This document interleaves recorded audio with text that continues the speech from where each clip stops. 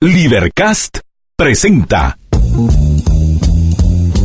una producción de Libertópolis, donde nuestra misión es promover un mundo de personas libres y responsables en búsqueda de su felicidad. Creamos valor innovando, analizando y transmitiendo información e ideas. Día a día encontrarás los episodios de las emisiones correspondientes a nuestros programas. Contravía, todo a pulmón. Contravía por la tarde, más negocios y Liberviernes.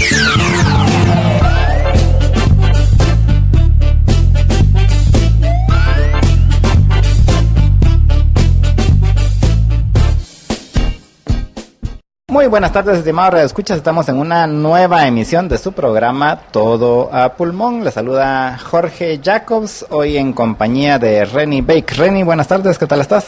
Muy bien, muy buenas tardes a todos. Espero que ya estemos o ya hayamos pasado a McDonald's a comprar nuestro McDía, nuestro Mac, porque hoy es el McDía feliz. Y si no, pues lo que estemos pensando en almorzar o cenar, yo les cuento que ya desayuné mi Big Mac, entonces hoy hay que apoyar. Hoy es un día muy bonito, muy soleado allá afuera, entonces bienvenidos todos. Hoy tenemos distintas noticias que les vamos a estar platicando y de 4 a 5 vamos a estar apoyando el McDía Feliz en Zona 9. Jorge, ¿qué vamos a estar haciendo ahí?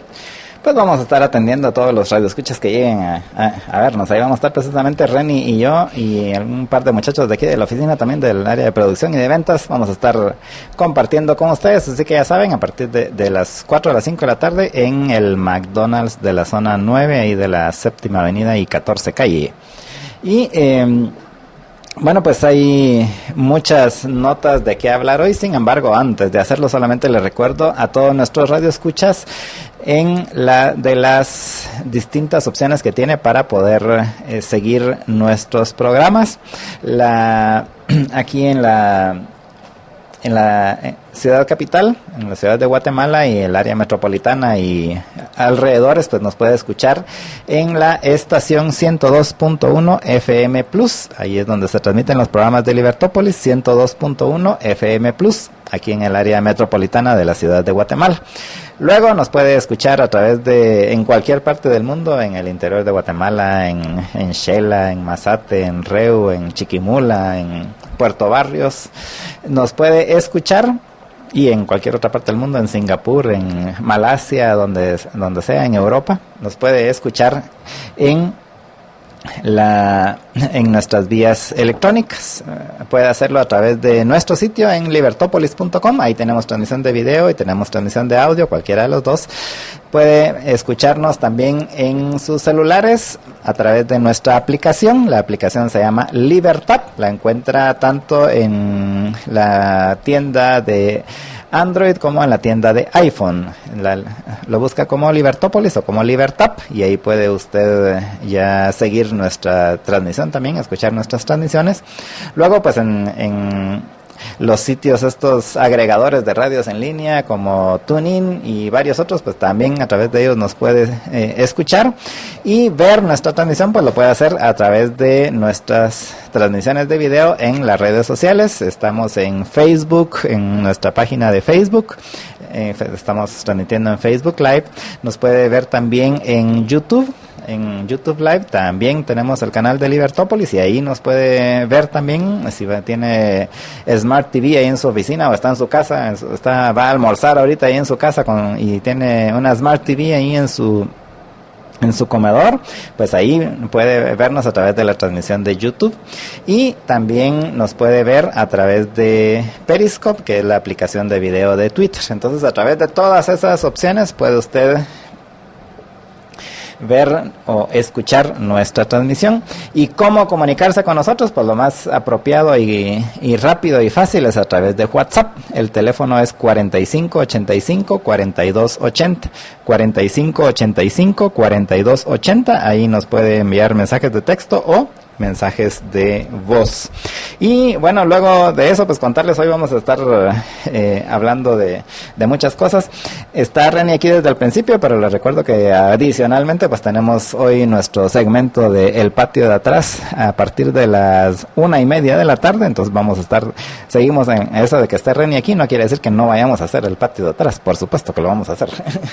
Lo vamos a ir haciendo durante todo el programa. Ayer tuvimos a Joseph Humar desde Washington DC hablándonos un poco de la situación de Irán, por qué podía haberse dado el ataque a la producción de petróleo en Arabia Saudita. Hoy estuve leyendo un poco sobre esa situación y obviamente les vamos a estar compartiendo cuáles pudieran ser las implicaciones en base a ciertos análisis de si va o no a afectar el precio del petróleo internacional. Algunos estaban preocupados acá de que se iba a subir el precio de la gasolina de un día para otro. Les dije que no, pero igual vamos a estar hablando de eso de 1:30 a 2 de la tarde.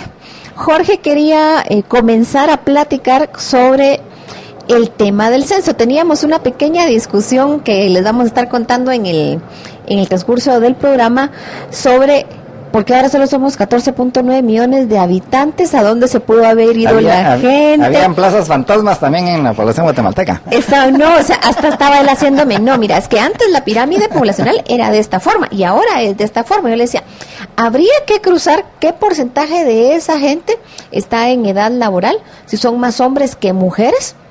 Y mi teoría es que esa parte de población que falta, entre comillas, aquí en Guatemala está en Estados Unidos como migrantes. Y eso también pudiera ser una razón porque hay más mujeres que hombres, porque de acuerdo a los últimos estudios o el último censo de Estados Unidos relacionados a migrantes guatemaltecos, algunas informaciones que he leído, el 60% de todos los guatemaltecos en Estados Unidos son hombres solos y dejaron a las familias atrás. Entonces, Jorge, esa era la discusión que teníamos. Jorge tiene su propia teoría, pero si les comienza a contar un poco las generalidades del censo, yo después les cuento cuál es mi teoría de qué pasa con ese espacio de gente que no está en Guatemala.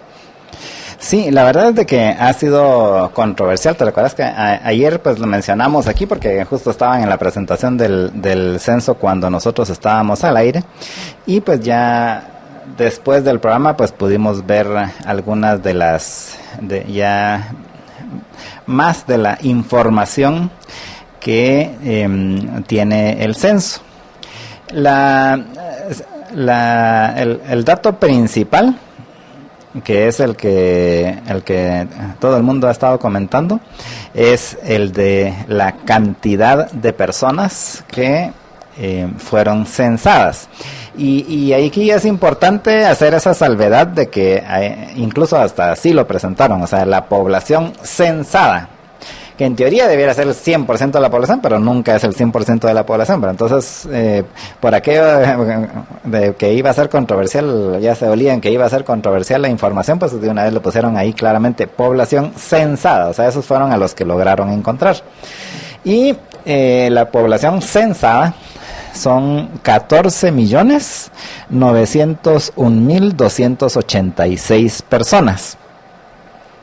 Y de ellos el 48.5 son hombres y el 51.5 son mujeres, o sea, hay 4 puntos porcentuales más de mujeres que de hombres, que es un, ¿qué? No, serían 3 puntos, sí, 3 puntos porcentuales de más de mujeres que de hombres, que en cifras son 7.2 millones de hombres y 7.6 millones de mujeres. O sea, hay 455,000 mujeres más que hombres en Guatemala. Datos muy similares a lo que en algún momento se dio en El Salvador, no en números, pero sí en la variación hombres-mujeres. Después del conflicto armado en El Salvador, habían muchísimas más mujeres que hombres, no solo por el tema de la guerra, sino porque muchos de los hombres se habían ido a Estados Unidos a trabajar. Entonces, ahí era como, hasta muchas mujeres comenzaron a avanzar más rápidamente sus carreras porque básicamente la fuerza laboral eran mujeres. O sea, mi teoría es que una parte de esa población que no está censada probablemente no está en Guatemala, está en Estados Unidos. Habría que chequear el próximo censo de Estados Unidos y ver la comparación de los números. El año entrante, ¿no? En 2020, cada 10 años se hace en Estados Unidos, y obviamente habría que preguntar qué porcentaje, que no lo leí en ningún lado, Jorge, para ser honesta, qué porcentaje de la población se calcula que no fue censada, qué porcentaje de personas que fueron, o sea, no contestaron. Por ejemplo, si fueron a tocar a 100 puertas, ¿cuántas puertas se abrieron y cuántas puertas no se abrieron? Eso tal vez nos pudiera dar un mayor detalle. De hecho, estamos viendo si logramos todavía hacer un enlace con alguien del INE, porque sí hay algunos datos ahí que yo considero que deben explicar. Para quienes nos están viendo, si ustedes quieren acceder a la información del censo, está todo en línea, o supuestamente todo, no he visto si está todo, pero está ahí la información en línea. La dirección es censopoblacion.gt.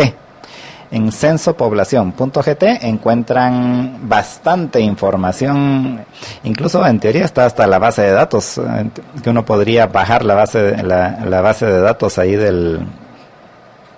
vamos a ver, ahorita estoy viendo que ya me dio el primer error, pero de seguro sí debe estar ahí la base de datos, y con un poquito más de tiempo la podemos bajar, pero hay bastantes gráficas, bastantes cuadros que uno puede bajar en Excel, y gráficas con lo que uno puede ir viendo en los municipios, cómo está la población distribuida en los municipios y todo. Por cierto, que me enteré de un nuevo término que yo no conocía, que es el índice de virilidad, o no sé cómo es que le pusieron, algo así. Vamos a ver si lo encuentro por aquí, que eso me dio un poco de risa, pero le pusieron, ¿cómo es que le pusieron algo así como... Ahorita te digo cómo le pusieron. Vamos a ver. No está aquí. Voy a ver si está en el otro. Es que he visto varios reportes, pero son así de 40 páginas y 50 gráficas cada uno, entonces tiene mucha información, pero me llamó la atención un dato que yo no conocía, y que, o sea, por lo menos no conocía cómo lo pusieron, y aquí ya estoy llegando. Vamos a ver. ¿Cómo le pusieron esto? No lo encuentro ahorita, pero básicamente le pusieron algo así como el índice de masculinidad, creo que fue que le pusieron. Y entonces resulta que es la diferencia porcentual entre hombres y mujeres en un lugar en particular, ¿verdad? Que en el caso de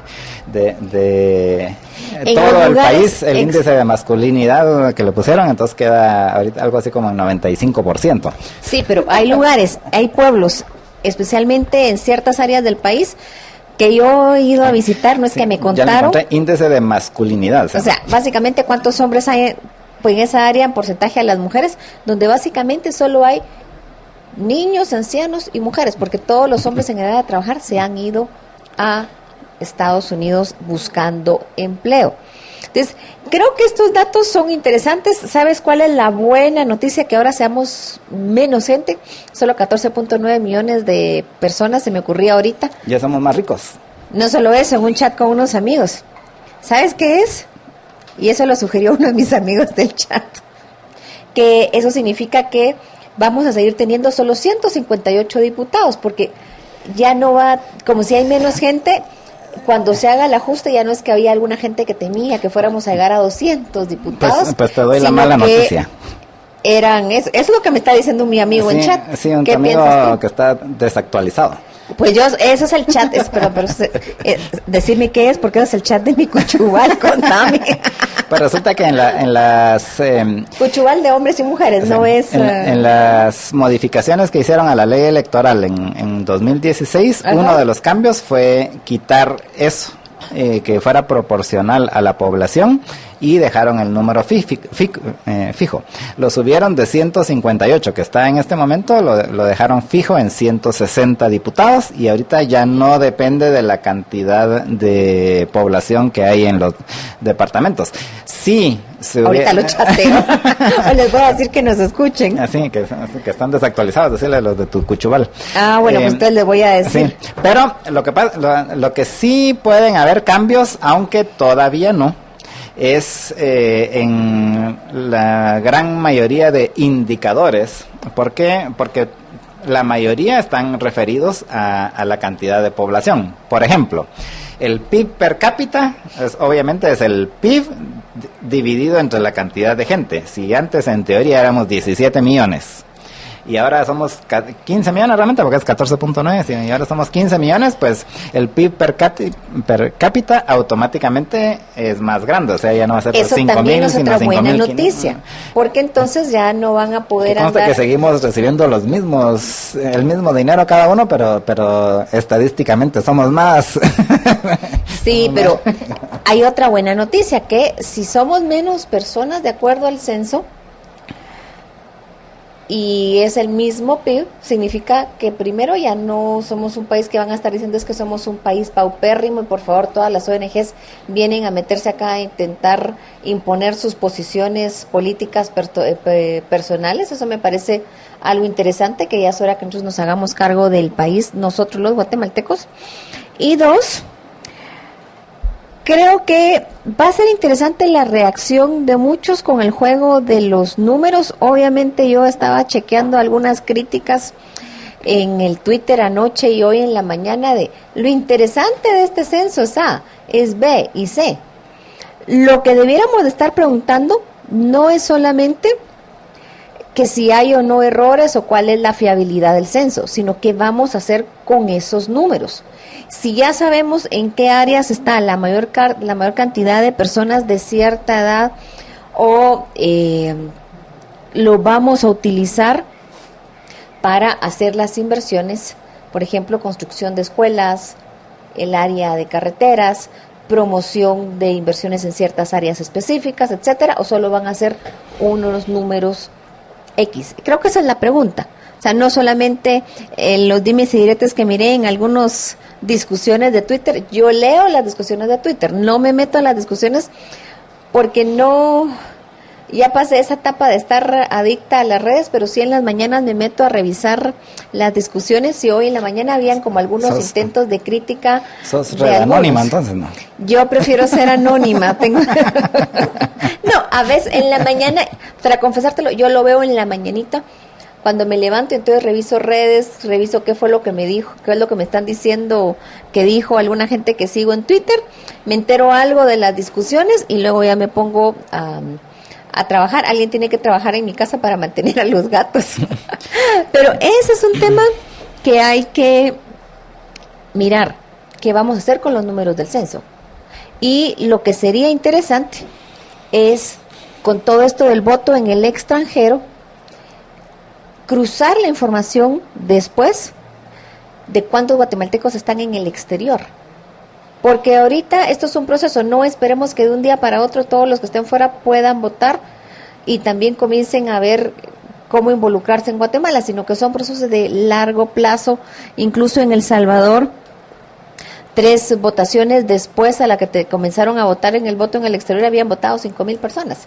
Tampoco es que era mucho el interés en ese, o sea, era como muy pequeña la situación, pero creo que es importante que estemos mirando los números y nos preguntemos para qué vamos a usar los números. Si no son unos lindos números, y aquí el chiste va a ser, ¿será que somos 14.9 o somos más, somos menos? Y unos números caros, porque nos costó, ¿cuánto? 380 millones de quetzales el censo. Entonces son números caros, que de hecho nosotros discutimos precisamente eso, y que adicionalmente supuestamente iban a costar 260 millones de quetzales y al final se pararon incrementándolo a 380 millones de quetzales, y todavía no ha terminado, porque precisamente en esto de las cifras hay que hacer la salvedad de que los datos que se usan para los indicadores no son las cifras censales, sino que son las proyecciones que hace el INE, en este caso, en el caso de Guatemala, con lo cual al final a saber cuántos vamos a hacer según el INE, porque de una vez aclararon desde ayer de que tienen que hacer todavía postproceso de la información, juntándolo con todo lo demás, para al final llegar a cuántos realmente somos, porque esos fueron muy claros de que esos son los que se censaron. Pero ahí realmente quedan muchas dudas y se ha discutido mucho, ¿sí?, en las redes y en programas y todo con relación a esa diferencia de, porque por ejemplo una de las cifras que estuvieron sacando ahí, bueno, pero el RENAP dice que han emitido 20 millones de DPIs, y entonces que no cuadra los 20 millones con los 15 millones del censo. Y hay que en parte es explicable, bueno, y no cuadra tampoco ni siquiera con las proyecciones del mismo INE, porque según la proyección del INE el año pasado, que es cuando se hizo el censo, debiéramos de ser 17.305.000 y pico de habitantes. Eso es la cifra que el mismo INE había calculado de habitantes, o sea, 17.300.000 y pico versus los 14.901.000 que censaron. Hay una diferencia como de 2.300.000, 2 millones casi 400.000 personas. Yo puedo prever, yo puedo imaginar que buena parte de esos 2.4 millones de personas que no aparecen entre el censo y las proyecciones del INE son precisamente las personas que están viviendo en Estados Unidos. Adicionalmente, con la parte de que también sí cambió del 2002, que se hizo el último censo, al del 2018, que sí cambió la parte de la fecundidad de los guatemaltecos, en este caso de las guatemaltecas, porque sí cambió bastante la tasa de natalidad. De natalidad vamos a ver si lo tengo por aquí. Y mi teoría al respecto es que precisamente esa baja en la natalidad puede deberse en parte porque la pareja está en Estados Unidos, entonces están cuidando a los niños que están creciendo, pero ya no hay más niños en camino. Esa es mi teoría, habría que revisar los números es una buena hipótesis. Y la información, al final, o sea, es una hipótesis porque, yo te digo, puede ser, puede no ser, pero habría que chequear bien los números y no creo que logremos tener el dato con exactitud. Porque si el RENAP dice que ha entregado 20 millones de DPIs, la pregunta es cuántos de esos son nuevos o cuántos de esos son de los que los perdieron. Yo perdí el DPI 1 o 2 veces y ya hace poco no lo encontraba. Ya estaba pensando, tengo que volver a ir a mandar a pedir el DPI. Me contaron, no me consta que se podía pedir online para personas despistadas como tu servidora, que a cada rato pierden el DPI. Eso es creo que sí, ahora sí ya se puede pedir así en línea, ya solo te dan una cita de cuándo lo tenés que ir a recoger. Exacto. Y 2, habría que cruzarlo. ¿Cuántos DPIs y cuántos pasaportes se han emitido en Estados Unidos precisamente para los guatemaltecos que están allá?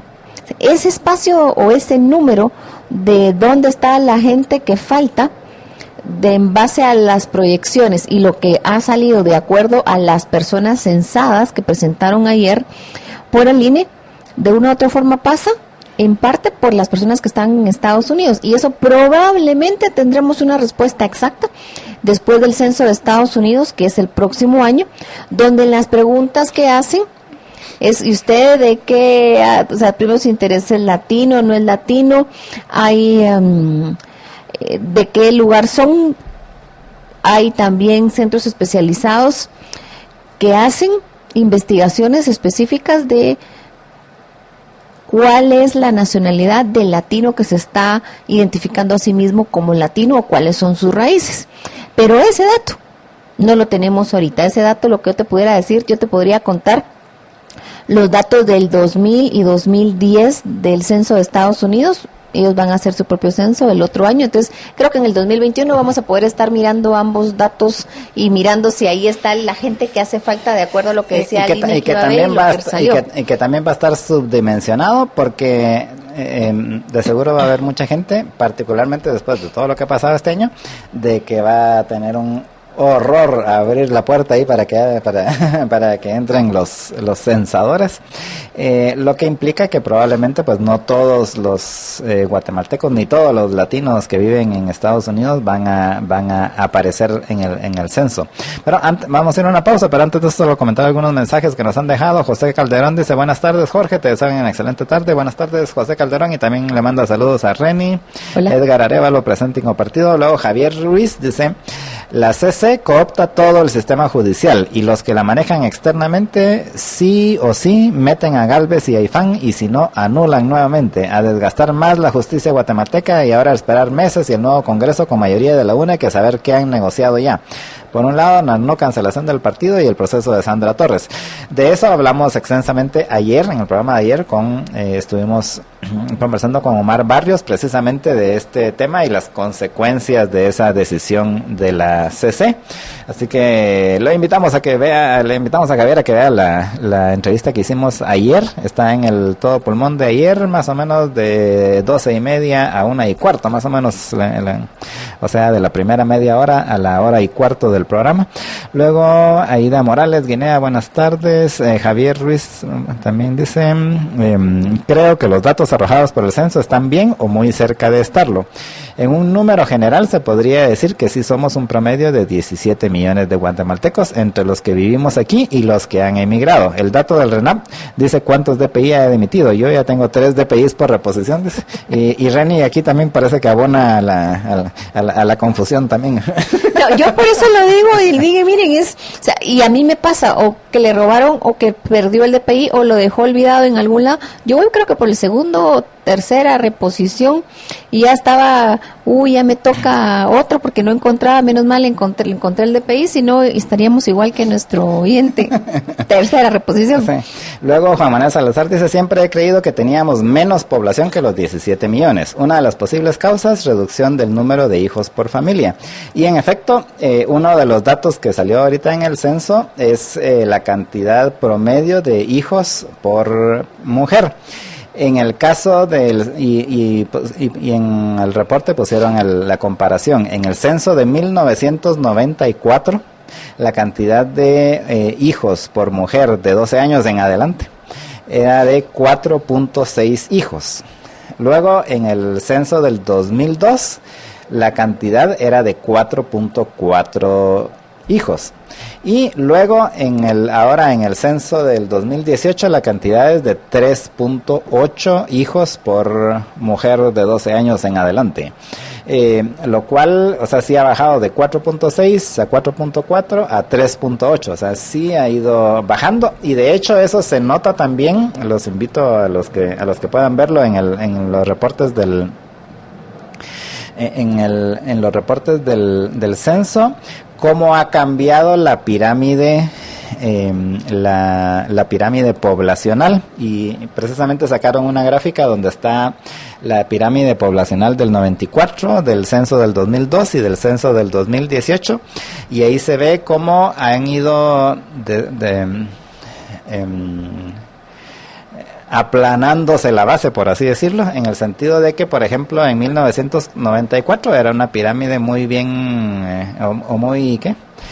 muy marcada, muy pirámide. Muy marcada en el sentido de que ahí van haciendo los rangos cada 5 años, ¿verdad? De 0 a 4 años, de 5 a 9, así, de 10 a 14, y cada uno de esos rangos de edades era más grande que el siguiente.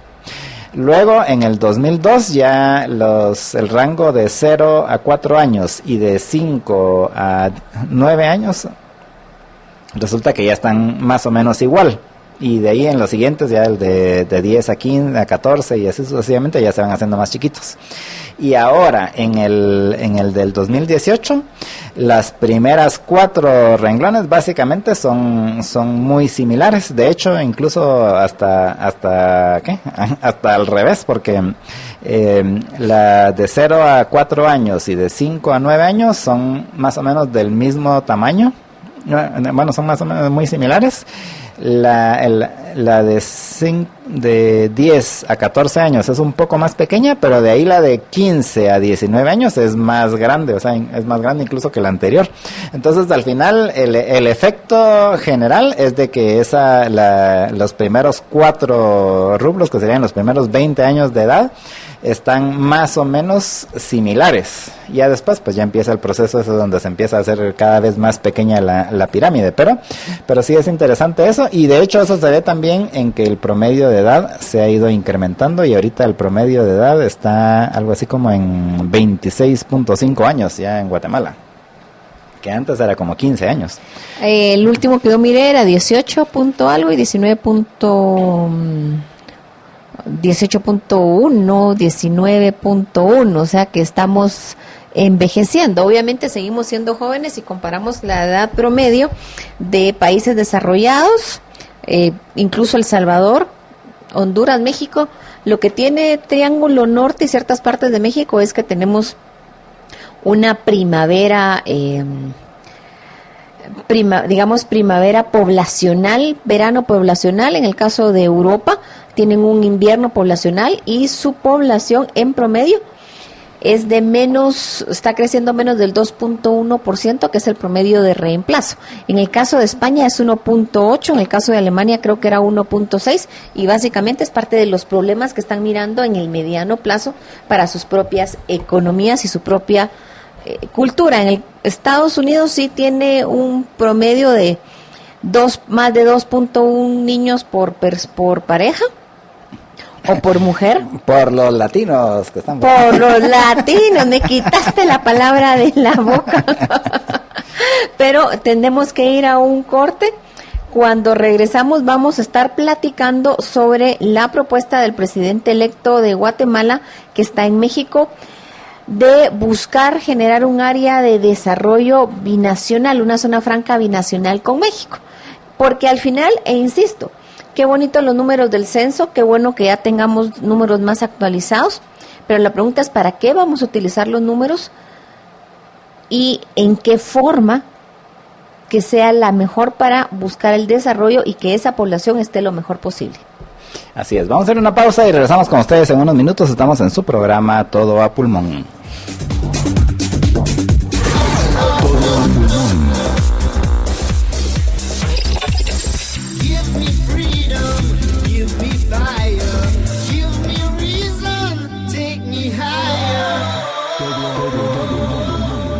Y estamos de regreso con ustedes en su programa Todo a Pulmón, solo recordándoles que ahora en Le Mans usted puede comprar en línea, solo ingresa a www.lemans.com.gt y en cuestión de 3 minutos ya tiene compradas sus llantas. Ahí tienen varias ofertas, tienen el 35% de descuento por lanzamiento de baterías online, también puede comprar la batería de su vehículo con envío a domicilio totalmente gratis, y esto, repito, el 35% de descuento, porque ahorita están lanzando las baterías online, y adicionalmente pues tiene envío a domicilio totalmente gratuito. Adicionalmente en las llantas, pues si paga 3 y la cuarta la obtiene gratis, o si solo compra 2, la segunda llanta la obtiene a mitad de precio, todas a precio de liquidación. Entonces puede entrar en www.lemans.com.gt y también tienen ofertas en mecánica y en repuestos. Pero si usted todavía no se anima a hacer compras en línea, pues puede ir a las 8 ubicaciones que tienen en la capital.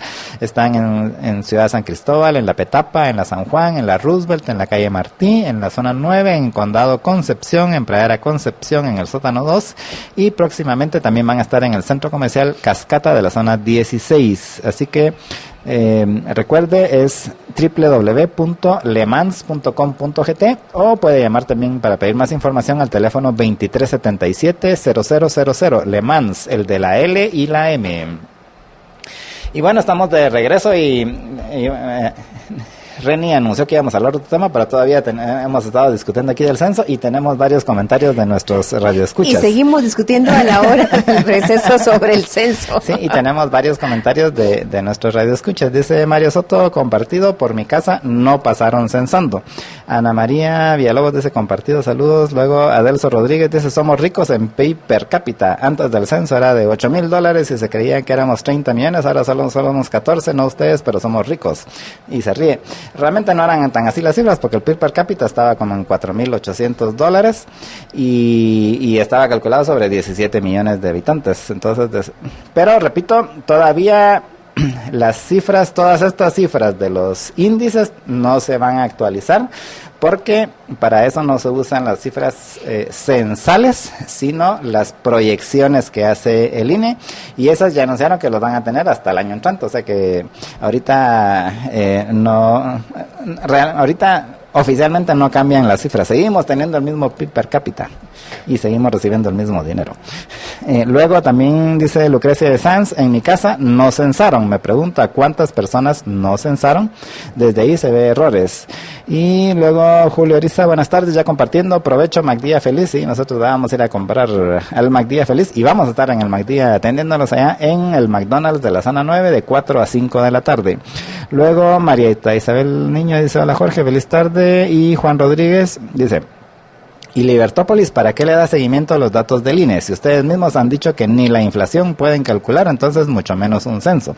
En efecto, y precisamente eso es precisamente lo que estamos diciendo, de que hay problemas. Y yo aparte ya comentamos y por qué fue que nos opusimos desde cuando lo estaban haciendo el año pasado, por el pequeño costo de supuestamente 260 millones de quetzales y que después subió a 380.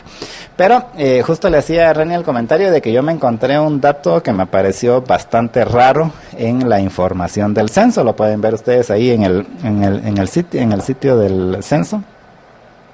Si entran a la parte de habitacional, resulta que hay tienen una división de las viviendas que censaron 3 millones y pico de viviendas, pero tienen una división con relación a viviendas vacías. Pues en la condición de ocupación se llama. Ese es el término que utilizaron. Y resulta que tienen ocupadas el 81%, de uso temporal el 2%, pero tienen un rubro de desocupada del 16%. Y luego un 1% de rechazo total o moradores ausentes. En este 1%, en teoría, entraríamos todos los que no fuimos censados, porque yo tampoco fui censado. Yo dije que no estaba de acuerdo con el censo, pero que esperé a ver si llegaban a mi casa. De todos modos hubiera entrado en la misma categoría, ya sea de rechazo total o por ausente, pero estaba en la misma categoría. Pero al final, según los del censo, eso es apenas el 1%. O sea que todos los que dicen que no lo censaron están entre el 1% según...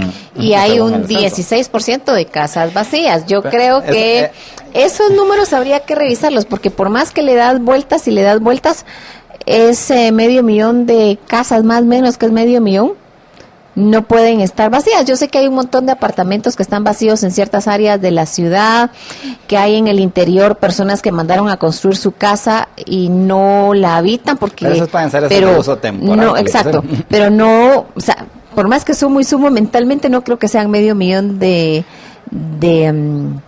casas. Yo creo que ahí es donde está el porcentaje de las personas que no fueron censadas.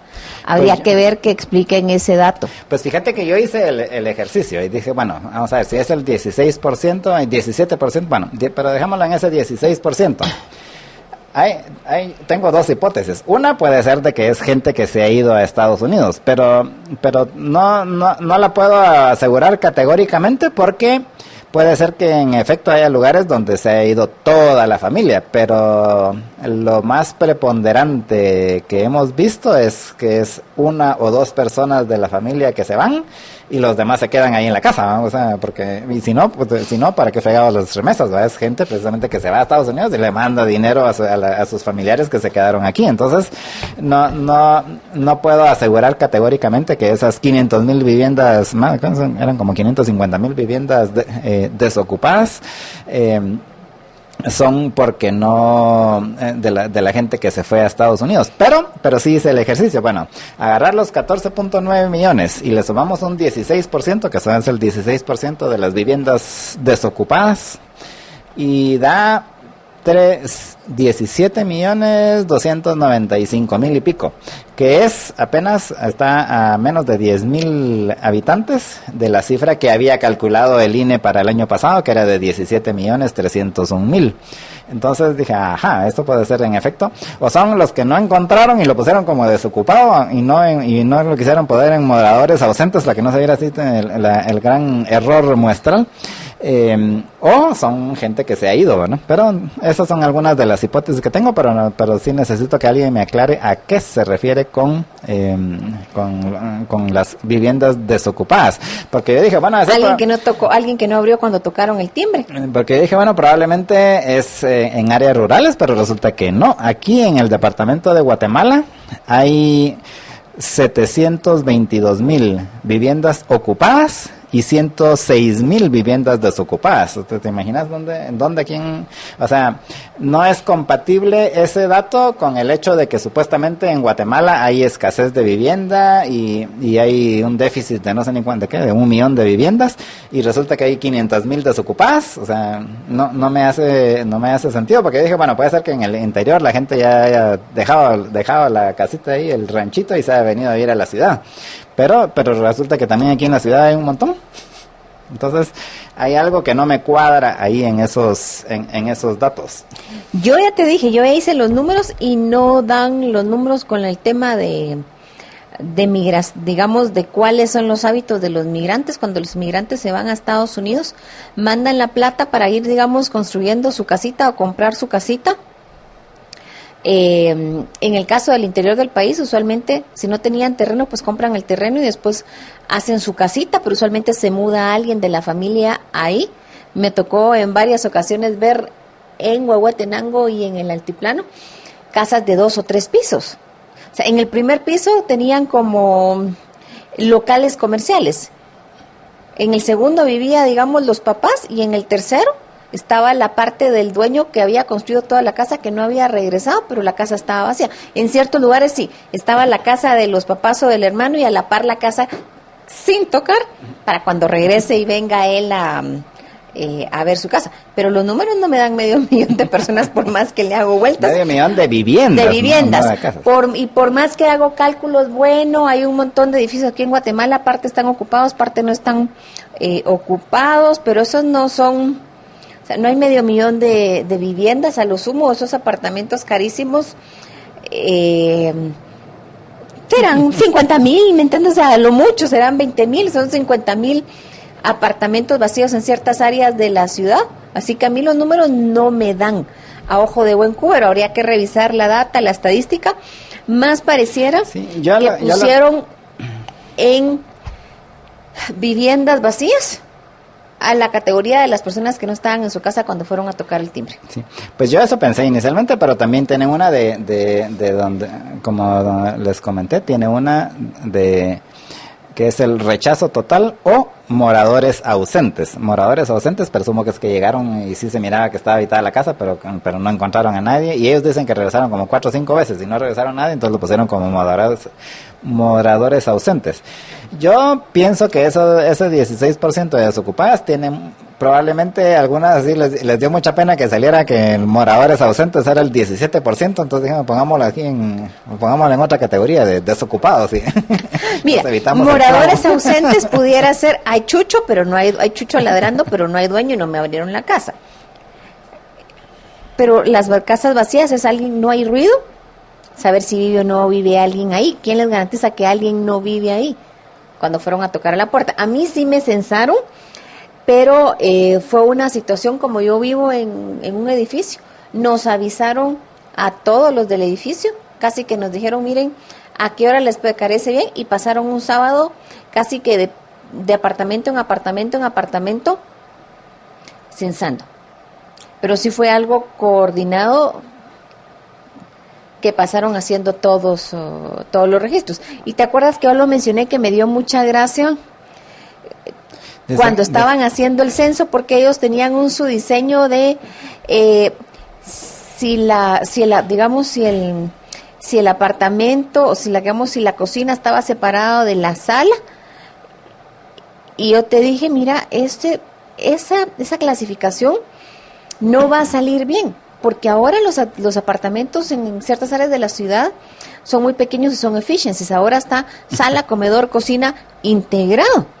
Y estaban mezclando eso, o sea, es un cuartito, pero no es un cuartito. Es un cuartito carísimo. Es un cuartito carísimo, la verdad. Y lo estaban mezclando como casi que, me imagino que la división o la categorización era, casi que no tienen, o sea, estaban mezclando diseños urbanos con diseños rurales. Yo me acuerdo que yo lo miré y dije, o sea, esa forma en que han diseñado ese censo no van a salir bien los datos, porque me acuerdo que todavía le pedí, me puedo ver su cuestionario y me senté a verlo y dije, estas preguntas a mí me parece, esto no le van a sacar bien los números. Y eso fue cuando me fueron a censar. Te lo cuento como anécdota pareciera que la forma en que estaban haciendo el censo tenía un diseño mental en ciertas cosas que no está adaptado a los cambios. Nosotros comentamos urbanos. Aquí justamente ese tema de lo del tamaño de la vivienda y cuando se hizo el censo el año pasado. Pero ya vamos a tenernos que ir a la pausa, pero un comentario aquí te está regañando Marta Isabel Niños y Fuentes. No se dice chucho, se dice perrito o perrijo. Bueno, es perrijo. Yo digo gatijo, pero bueno, es que es una expresión muy chapina, decir, miren, como no hay ni chucho que le ladre, pues eso, no hay ni perro que le ladre, pero en esta situación probablemente pusieron casa abandonada porque no había un perro ladrando y no había un gato que estuviera maullando del otro lado de la puerta, así que pensaron, la casa está vacía y tal vez sí viven personas. Sí. Pues este tema del censo va a dar para mucho y vamos a tener que seguir hablando porque ya también encontré otros datos que me parecieron raros. Que tiene que ver, entiendo, con el diseño de la muestra, pero aún así pues no me convence, porque un dato interesante de que salió en el censo es de que ahora el 53.8, algo así, % de la población es urbana y el 40 la diferencia, el 46 y pico, es rural. Pero, y un gran pero, resulta que explican ahí cómo hacen la clasificación de urbano y rural, y entonces dice, bueno, y si está en una cabecera, pues es urbano. Pero entonces yo me fui a ver un lugar que sí conozco, fui a ver REU, el mapa ahí en el sitio del censo, fui a ver el mapa de REU, y entonces están así todos los municipios, ¿verdad? Pero si uno va, escoge el municipio de REU dentro del departamento de REU, resulta que el 100% aparece contabilizado como es urbano. Ciertamente el municipio Retalhuleu es la cabecera departamental del departamento de Retalhuleu, pero es el municipio más grande del departamento y el 60-70% va a ser área rural. Entonces probablemente la gran mayoría de población de ese municipio vive en la capital del mundo.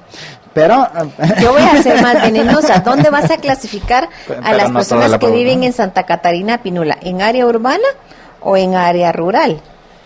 Sí, han de estar algunos en área urbana y otros en área rural, pero me llamó la atención eso porque como te digo, fui a ver y sí conozco, es REU, y como te digo, el municipio de Retalhuleu, ciertamente ahí está la cabecera, pero es mucho más grande, es el más grande municipio de todo el departamento y llega hasta, así bordea todo Champerico, llega a la costa de los dos lados y tiene que tener habitantes en el área rural, no solo en la cabecera departamental, pero aparece con el 100% de la población urbana.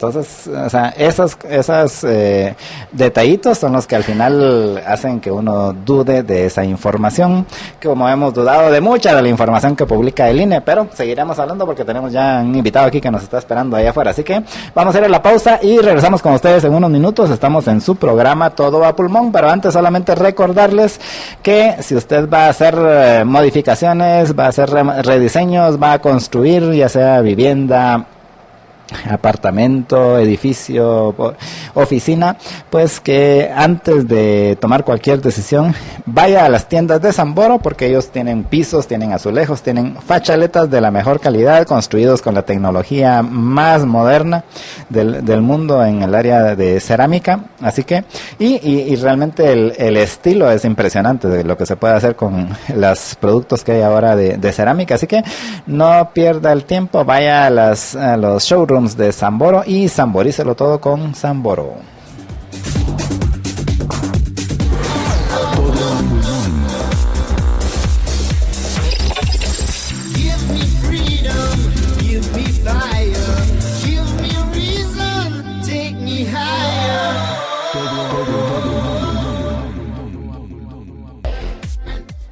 Y estamos de regreso con ustedes en su programa Todo a Pulmón. Les saluda Jorge Jacobs y en el siguiente segmento pues vamos a estar conversando con Enrique Lax. Él es el director ejecutivo de la Cámara Guatemalteca de Alimentos y Bebidas. Hoy hicieron una presentación con relación a la desaceleración económica, específicamente relacionado con el tema del sector de alimentos y bebidas.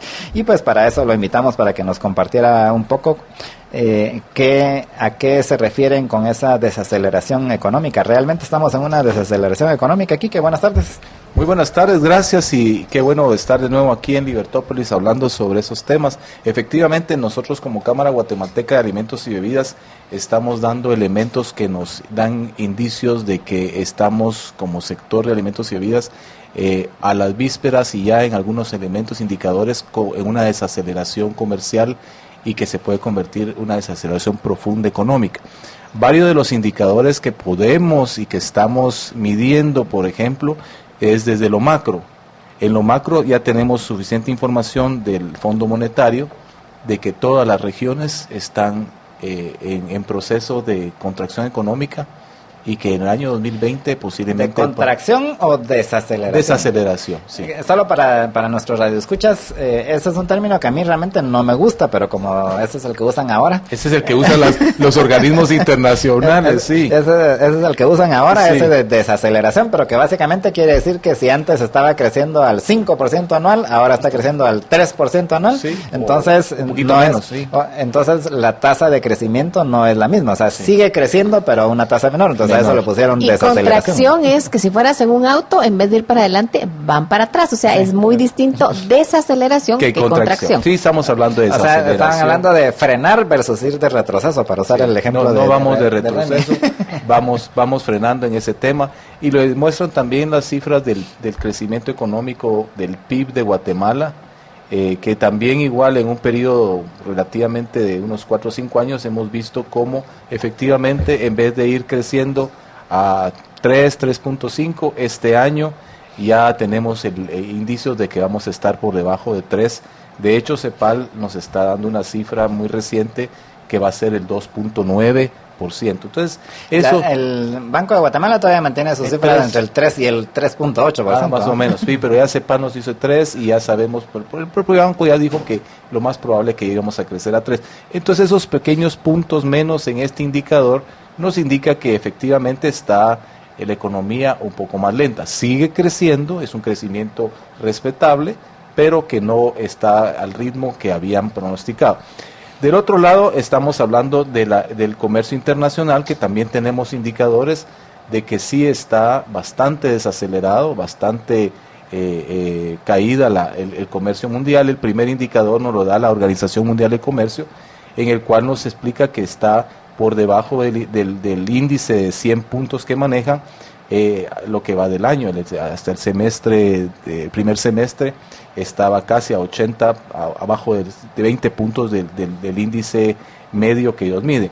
Y luego tenemos otro dato de la Organización de la Cooperación Económica para el Desarrollo, que manejan las cifras de los países más desarrollados, y ahí tenemos informes de una desaceleración en el comercio, a medida por exportaciones e importaciones, del 1.9% menos en exportaciones que va a reportar ese grupo de países desarrollados, lo que da el mayor retroceso en los últimos 3 años, y en las importaciones que realiza ese grupo de países está prácticamente un punto menos, y lo que encadena 3 trimestres de menos importaciones de esos países. Entonces esto nos va dando un indicador de que efectivamente el mundo se está menos dinámico de lo que estábamos esperando a finales del año pasado, principios de este año. ¿Y esto tiene que ver con la guerra comercial entre Estados Unidos y China? Hay varios factores. Uno de estos es la famosa guerra Estados Unidos-China, pero recuérdense que la guerra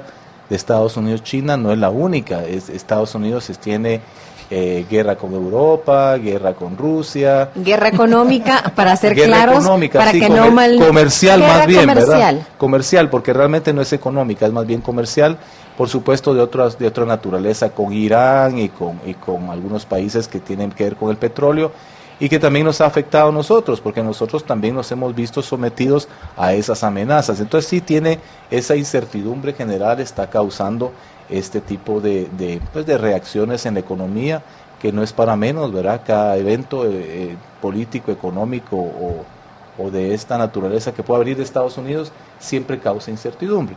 Y esa incertidumbre también la vemos en la parte comercial de Guatemala, que a mayo de este año ya habíamos exportado 63 millones menos de lo que habíamos exportado en el mismo periodo del año pasado, lo que nos lleva a 2 años consecutivos de reducción en exportaciones, y las importaciones se comportan de la misma forma, con caídas en abril del 2% y en mayo del 5.6% de importación. Entonces sí tenemos nosotros también ese tipo de cosas. Y luego recientemente... Perdón, Enrique, ¿sí? Lo voy a interrumpir en este momento. Sí. Este estudio está tomando en cuenta, por ejemplo, la caída en los precios internacionales de nuestras principales exportaciones. A eso vengo. Lo que es café, azúcar, aceite de palma. Y ayer me estaban contando el tema del banano, que no ha venido acá esa plaga, pero que también puede ser terrible, y gracias al momento sí. no se ha sentido aquí en Guatemala. Sí, hay varios elementos y efectivamente tenemos ese dato, y para no decir que nosotros lo tomamos recientemente, CIES, y muchas gracias a CIES por ese dato, hizo un análisis a nivel de Triángulo Norte y midió el comportamiento de los precios de los principales bienes de exportación, y están esos que usted dice, Reni, en el Triángulo Norte. Y midió que para Guatemala, de aquí al 2021, basado en ese movimiento de precios de los productos de exportación, Guatemala iba a perder 766 millones de dólares solo por esa variación de los precios.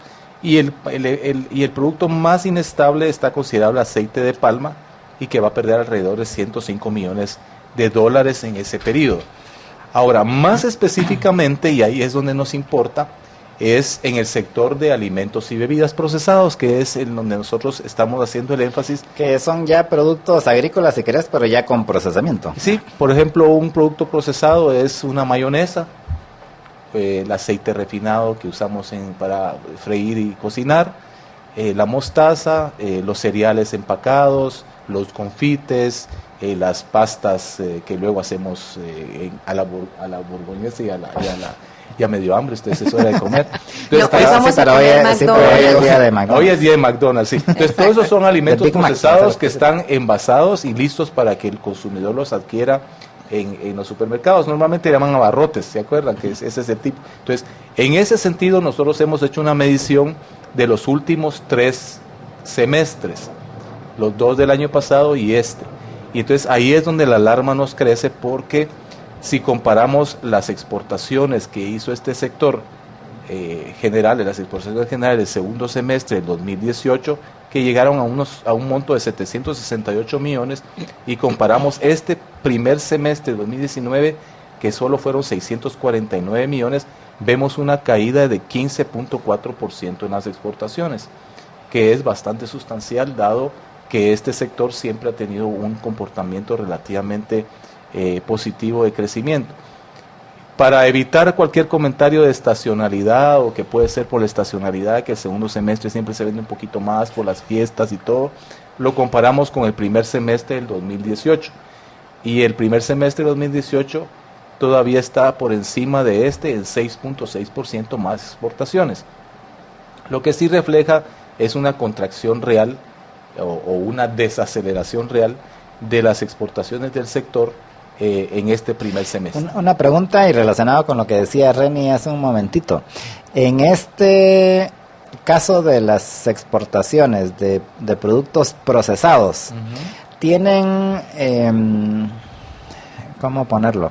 ¿Tienen alguna correlación o les afecta de igual manera o de similar manera los precios de los commodities, o sea que no es lo mismo exportar azúcar que exportar dulces, por ejemplo. No, eso no es lo mismo. Normalmente el lado de los commodities es más inestable, o sea, puede haber más variaciones, fluctuaciones. En el lado de los procesados es mucho más estable en materia de precios. Entonces los precios realmente no influyen tanto en el lado de los abarrotes, de los alimentos procesados, porque no se maneja como los commodities. Y los commodities tienen esta característica. Si yo voy a exportar azúcar cruda, que es uno de los que tenemos como commodity, esta cantidad de azúcar depende de las plantaciones. Cuántas manzanas planté, cuánto proceso, y de ahí sale el volumen del commodity. En este caso, y también se puede hacer con eso, pero se necesita una mayor pérdida. En este caso, las empresas, las productoras tienen sus líneas de producción y ajustan su producción más fácilmente dependiendo de eso, no sin pérdida. Pero es más manejable los precios son más estables, por eso nosotros en materia de abarrotes, los precios no son un indicador tan importante, sino más bien el volumen y la demanda de consumo.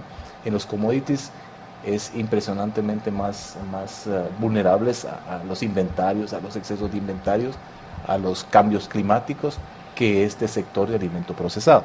Por eso es que este número de 15.4% menos de exportación en este semestre sí nos preocupa, porque a eso sí nos muestra a nosotros que nuestro sector sí está en esa desaceleración y este semestre fue muy determinante.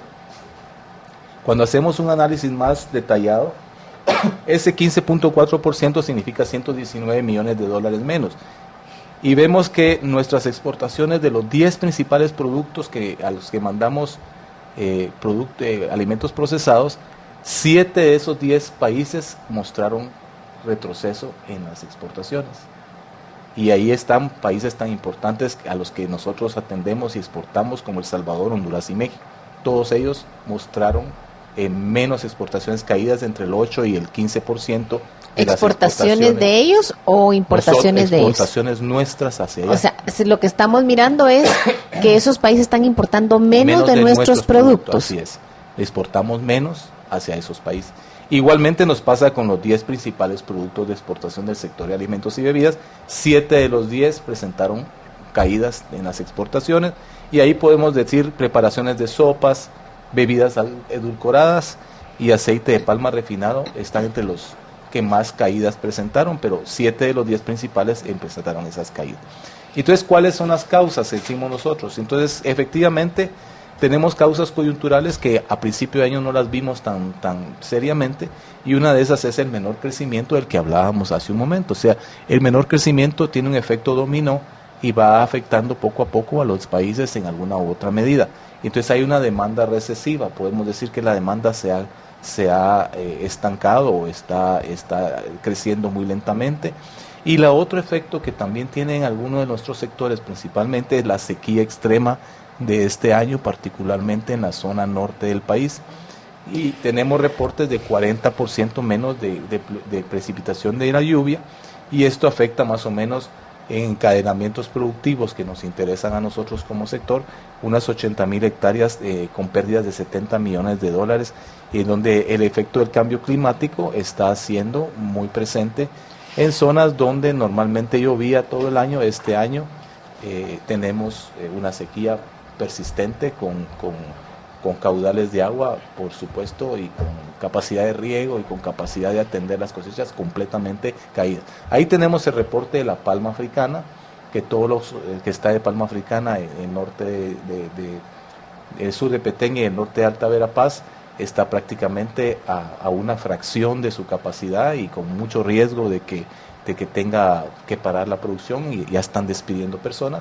Y el otro reporte que lo acabamos de escuchar en los medios es también un poco la pérdida de cosecha del cardamomo, ¿verdad?, que es uno de los principales productos por la misma sequía. Entonces sí tenemos ese factor de riesgo, y a nosotros nos alcanzó, como sector de alimentos, nos alcanzó por el lado de estos productos. Tengo una duda ahí. ¿Sí? regresando a lo que nos explicaste hace un momentito de la diferencia entre los productos commodities así no procesados y los procesados. Sí. Y luego nos comentaste de que bajaron las exportaciones medidas por países o por productos. Sí. Pero y luego nos mencionaste la sequía, pero de lo que entiendo de todo lo que nos habías explicado antes, realmente la caída en las exportaciones no es porque me quieren comprar pero ya no tengo producto que venderles, que sería por ejemplo la consecuencia de lo de la sequía, sino que simplemente ya no están comprando allá. Exacto. O sea que no es necesariamente, no tiene una necesaria vinculación con el tema de la sequía, ¿o sí? Algunos de los productos sí tienen vinculación con la sequía, por ejemplo el aceite de palma. Ese es uno de los encadenamientos productivos más fuertes que tenemos en Guatemala, porque aquí tenemos las plantaciones, tenemos la extractora, tenemos la refinadora y tenemos los procesamientos de ese aceite, que puede ser simplemente aceite, o pasarlo a margarina, o incorporarlo en mayonesas. Entonces, ese sector... O en Nutella. ¿Ah? O en Nutella. O en Nutella, o sea, hay un montón de cosas que están ahí. Entonces, ese sector, al tener, por ejemplo, un impacto de la sequía sobre una gran parte de las plantaciones, particularmente las que están en el norte de Guatemala, la producción se cae sustancialmente. Entonces, al caerse esa producción, toda esa cadena se ve afectada. Y ese producto es el quinto producto de exportación de Guatemala. Y es el primer producto de exportación del sector de cadena de alimentos y bebidas. Entonces sí es un efecto de la sequía para un producto tan importante. Para ponerles un ejemplo de lo que esto significa, por ejemplo, la exportación de aceite de palma en bruto o refinado significa el primer producto de exportación y cayó 14% en este semestre. Y el aceite de palma refinado, que está entre los 10 productos de exportación, cayó 23.8 de exportaciones de este semestre. El aceite de palma crudo, que es el principal producto, lo dirigimos a 11 países. O sea, nosotros abastecemos 11 países. Y el aceite de palma refinada abastecemos 9 países. Entonces sí hay un efecto en esa sequía, ¿verdad? Y luego hay otros efectos colaterales en la sequía, por ejemplo el maíz. El maíz está caído, entonces el ganado, la leche, los lácteos, entonces autoconsumo. Entonces hay un efecto muy fuerte, tanto así que este año se tuvo que autorizar una contingente extraordinario de maíz porque estaba perfectamente desabastecido el mercado, cuando normalmente se entiende que hay una parte que se importa siempre, pero el propio país produce la otra parte con suficiente holgura. Este año no. Este año se tuvo que abrir un segundo contingente de importación para poder abastecer lo que se perdió por la sequía en estas áreas. Entonces sí hay una crisis de la sequía y que la sequía está impactando y nos impacta a nosotros de forma, porque del maíz tenemos muchos productos que nosotros tenemos derivados, ¿verdad? Recurrimos a otros medios, pero eso ya es otros costos, son otros procesos que no son los que la industria prefiere tener. ¿Y esto es el 40% menos de lluvia que el año pasado? Sí, es dramático. Y a esto nos sumamos un poco al informe que hicieron los de las hidroeléctricas, ¿verdad?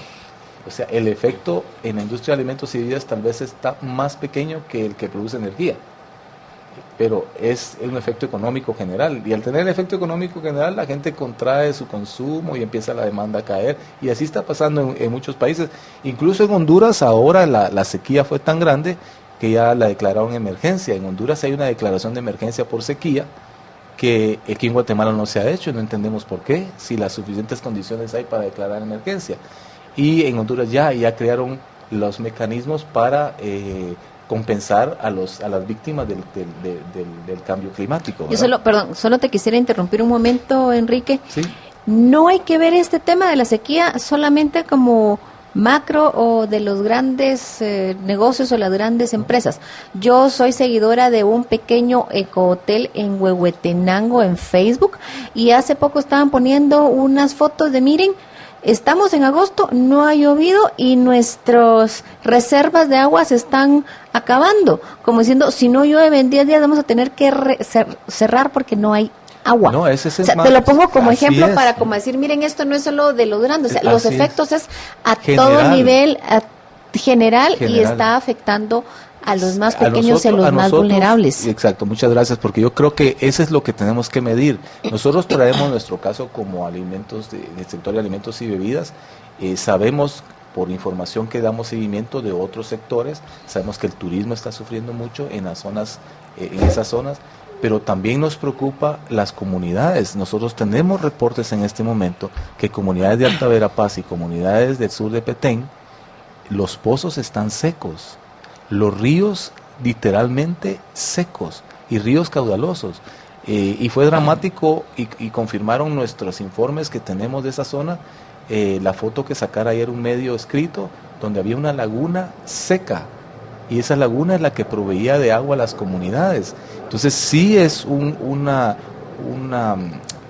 asunto coyuntural que va a tener un impacto. En este caso nosotros hablamos de la industria de alimentos y bebidas, pero es general. Y no solamente la actividad económica, la vida cotidiana de las personas donde ya no tienen acceso a agua, porque el pozo que tienen en su terrenito o el pozo que tiene la municipalidad para surtir efectos a la comunidad está seco y ya no tiene caudal. Entonces quieren escarbar más al fondo, pero eso significa tiempo, significa recursos. Entonces es un tema. Y sigue sin llover en esa zona. Entonces sí tenemos ese asunto coyuntural, y que si no llueve en esto que falta el invierno, vamos a tener el próximo semestre todavía con mayor crisis. Realmente con mayor y faltan crisis. Básicamente 2 meses de invierno. 2 meses. Bueno, mes y medio realmente. Pongamos que la primera semana de noviembre, pero digamos que si no hay algo en estos 2 meses, alguna lluvia en esa zona, sí vamos a tener una crisis. Entonces nosotros estamos dando la alerta porque a nosotros como sector nos afecta. Por supuesto, el efecto es más grande que lo que nosotros podemos decir, pero creo que cada sector tiene que poner su dato. Otras causas de esto son las estructurales, las de siempre. Tenemos una pérdida de competitividad relativa por costos de transacción, por bajos precios, por exceso de inventarios, por costos logísticos. Tenemos un problema de costo logístico muy grande. La desventaja del clima de negocios, hay una pobre certeza jurídica, las extorsiones, la inseguridad, el contrabando. Entonces esos son estructurales que hemos crecido en semestres con eso, pero siempre nos afecta, y ahora sumamos los coyunturales y los estructurales, el cóctel es terrible, ¿verdad? Y efectos económicos, pues muy fácil, vamos a tener desempleo. Ahora estamos calculando 23,000 empleos en riesgo, de los cuales ya hay 3,000 o 4,000 que ya se expulsaron de los puestos de trabajo, lo que significa un aumento del desempleo, de la informalidad, de la pobreza. Si efectivamente llegaran a perderse los 23,000 empleos, serían 138,000 personas que estarían afectadas, ¿verdad? Y eso, por supuesto, vienen otros efectos como la migración, que sabemos que la gente opta por migrar, y esas zonas particularmente, y el repunte de la inseguridad social, ¿vale? De la inseguridad civil. Vamos posiblemente a ver un poquito más de asuntos en esas zonas, invasiones, delincuencia, más narco, no sé, la gente toma sus medidas para poder sobrevivir. Entonces la CEGAB está haciendo una propuesta y la ha hecho al gobierno actual y al gobierno que viene, y la propuesta es básicamente atacar los asuntos coyunturales y estructurales, y para eso le estamos pidiendo que impulse conformar un programa de mitigación del cambio climático para preservar los empleos. Nosotros como Cámara creemos que si la gente tiene empleo y tiene capacidad de compra, compra alimentos. Entonces, si eso se pierde, nuestro mercado se contrae. No solamente está contraído por la contrabando y por todo lo demás que estamos viendo a nivel macro mundial y a nivel macro aquí, sino además estas personas que son las que más o menos consumen nuestros alimentos se ven sin capacidad.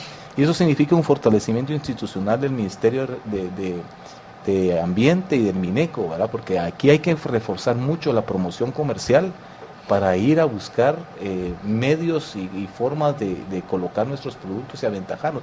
Nosotros no estamos compitiendo solo contra nosotros competimos en los mercados donde vamos con cientos de otras empresas de muchos países.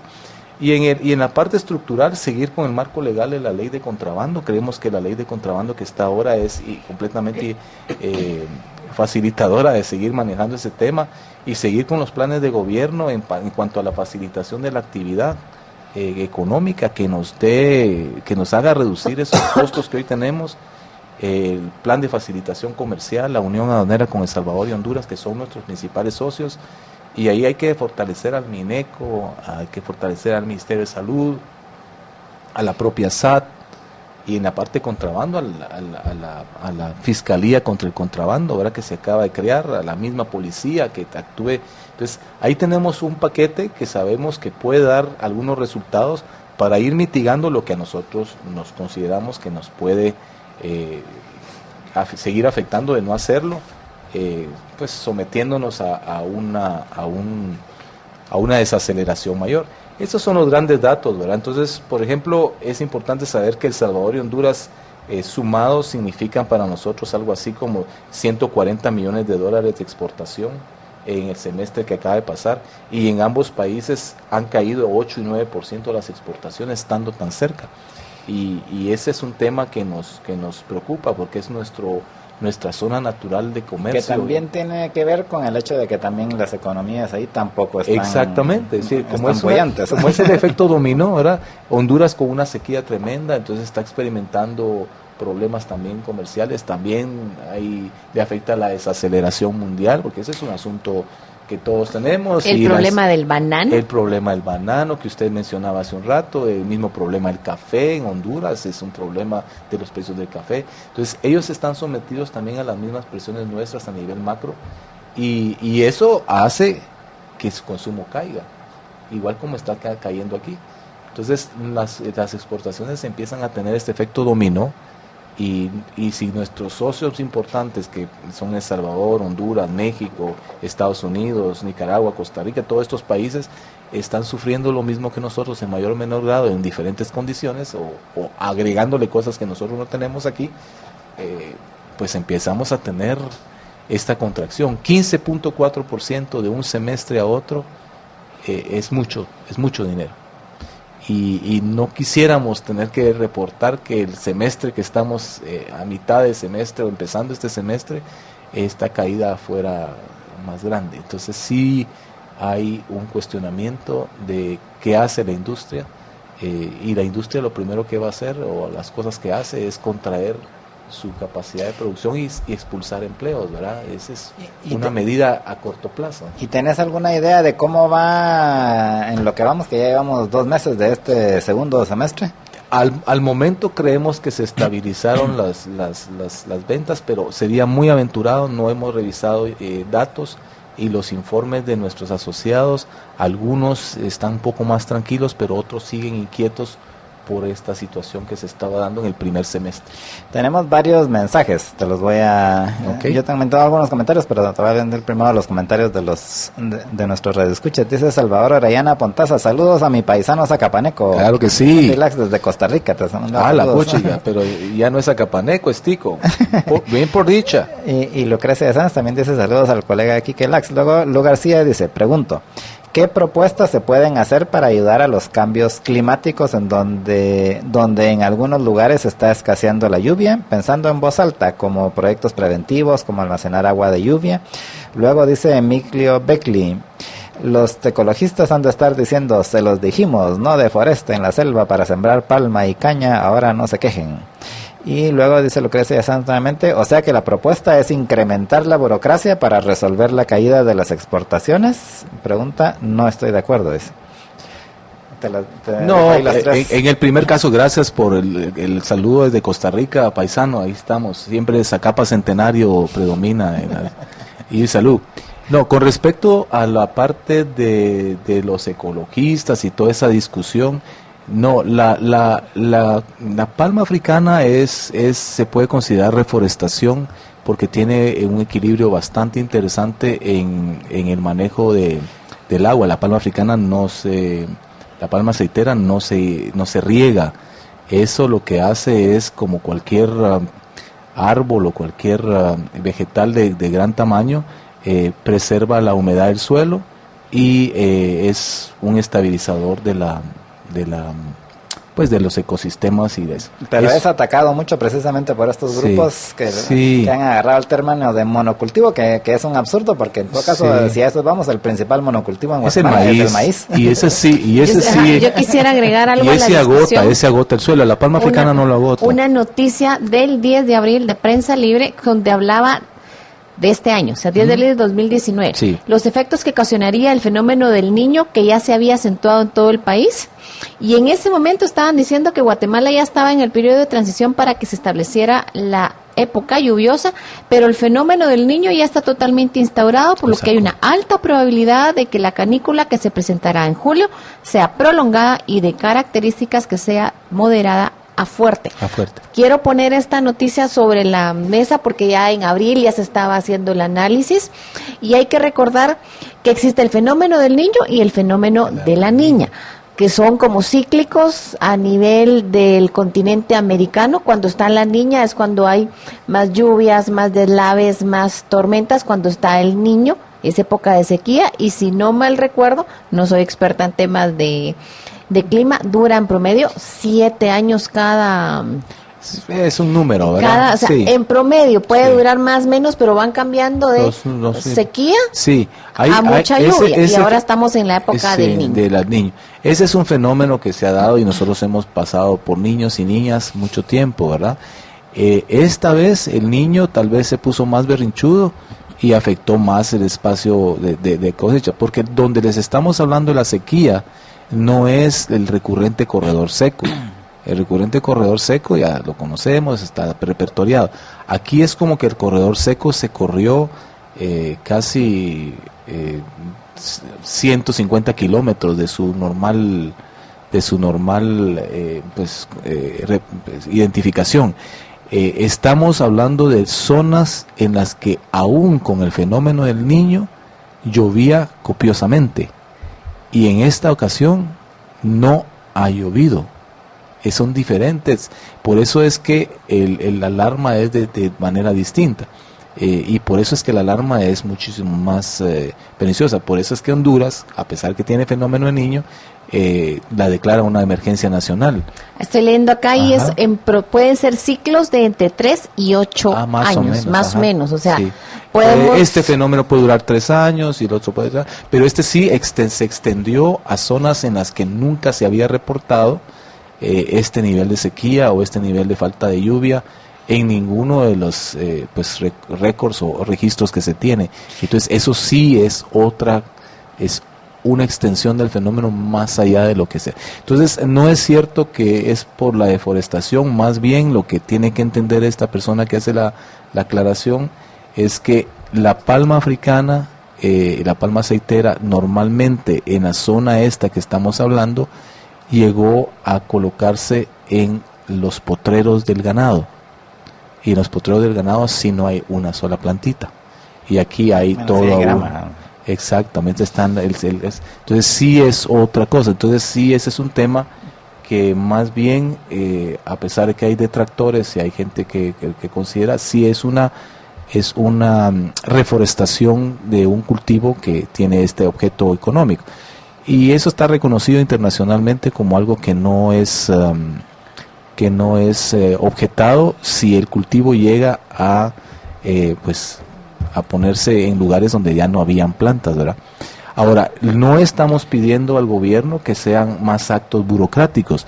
El gobierno actualmente, el Estado actualmente tiene instituciones con presupuesto para hacer promoción de comercio. El Estado actualmente tiene instituciones dentro del Ministerio de Ambiente que tienen relación con la evaluación y los impactos del cambio climático.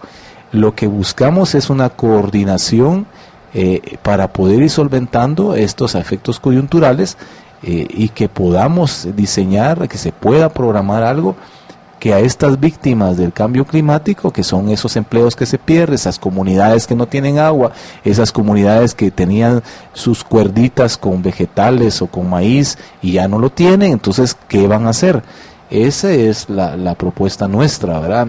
Y esa es lo que nosotros queremos y le estamos solicitando y le hemos hablado a nuestras autoridades para que podamos diseñar, si este es un fenómeno que va a durar 3 años, como está diciendo René Bake, lo tenemos que enfrentar. Yo no estoy diciendo que dure 3 años. Mínimo. No. Estoy diciendo que de acuerdo a lo que dice, lo que estaba googleando en el internet es, el fenómeno del niño puede durar entre 3 a 8 años. Imagínese, dura 8 años. Es un ciclo. Es un ciclo. Que está, o sea, lo que estoy diciendo es, de acuerdo a lo que dice el internet, es un fenómeno de 3 a 8 años. De 3 a 8 años que puede variar, puede ser muy errático y después viene la niña. Sí, exacto. Entonces esperemos que venga la niña un ratito y el niño se quede calmado, porque sí es un efecto muy importante. Entonces eso es lo que estamos tratando de decir como Cámara Guatemalteca de Alimentos y Bebidas. En lo mínimo queremos aumentar la burocracia, sabemos que ahí están los funcionarios, ahí están los recursos, ahí están las instituciones.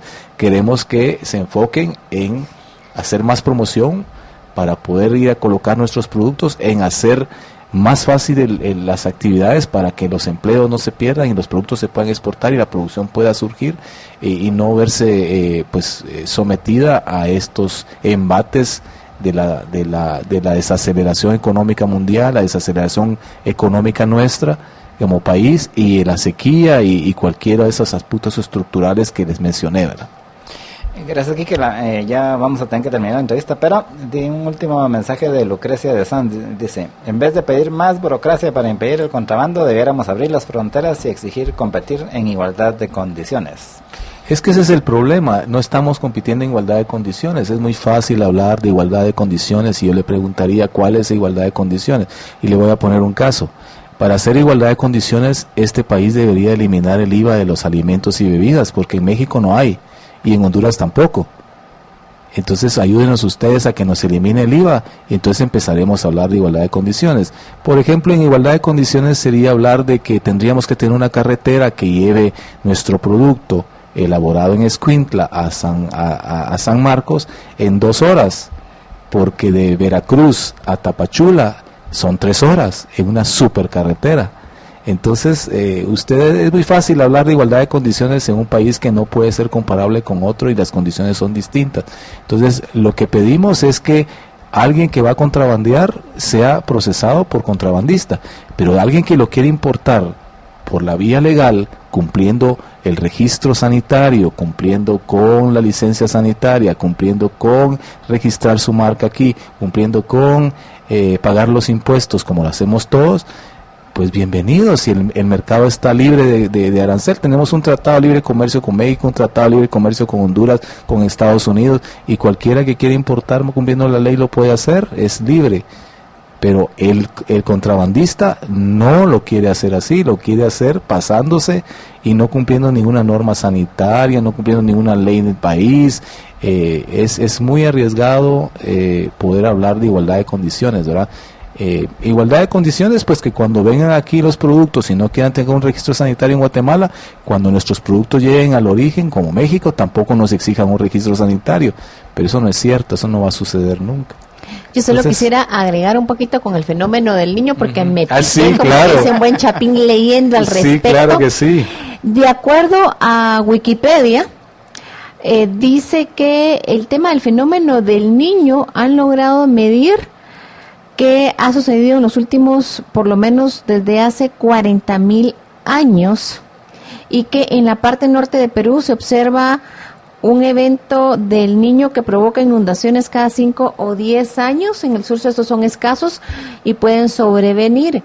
Lo que se está hablando, porque esto lo están viendo más que todo en la parte de Perú, Sudamérica, es que han medido en base de análisis de tierra, digamos, del mar, distancias, áreas desérticas y precipitaciones lluviosas, que esto viene sucediendo hace más o menos 40,000 años. O sea que este cambio climático se ha estado midiendo hace 40,000 años más o menos, que puede ser más fuerte ahora. Yo no soy experta en temas de... Sí. Yo apenas si logro que mis plantitas sigan manteniéndose en... Hay que regarlas seguido. Exacto, en el balcón. Pero quería poner el tema sobre la mesa porque esto no salió de la noche a la mañana. No, para nada. Lo que sí es extraordinario es que está sucediendo en zonas en las que en las últimas 4 o 5 décadas no había sucedido. Entonces sí es un tema que sí nos extraña. Esa es la diferencia entre lo que hemos vivido antes, sequías o canículas prolongadas, a esta, que sí está en zonas en las que nunca había existido semejantes canículas. Entonces puede ser que el niño empiece a crecer, ahora no es un niño de 2 años sino de 7, entonces toma más espacio, ¿verdad? Ojalá sea un niño de 3 años para que no nos suframos no nos tanto como afecta, país. exacto. O mejor si es de un año. Es de un año O sea, de mejor. un año, por favor. Bueno, pues muchas gracias. Muchas Quique. gracias Solo a un ustedes último por el mensaje tiempo. de Emerson Hernández, dice eliminar los impuestos, totalmente de acuerdo. Dice. Claro que sí, ya están eliminados los impuestos de importación. Ahora falta eliminar el IVA a los alimentos y bebidas. Pero bueno, usted que es promotora, yo le pediría que llegue al Congreso a pedirle que eliminen el IVA. Promuévalo. Bueno, yo estoy de acuerdo en eliminar los aranceles y de hecho en la mayor parte de estos productos ya están eliminados. Ya Así realmente las complicaciones principales son los temas así de registro. De registro, sí. En el caso del IVA diferenciado, sí, no estoy tan de acuerdo, porque yo creo que sí es mejor que sea generalizado, en todo Así caso es. que se baje todo el IVA en lugar de que se elimine a los alimentos y se deje todo lo demás, mejor bajarlo para todos. Claro, bueno, yo hablaré por los alimentos, los demás que hablen por lo suyo.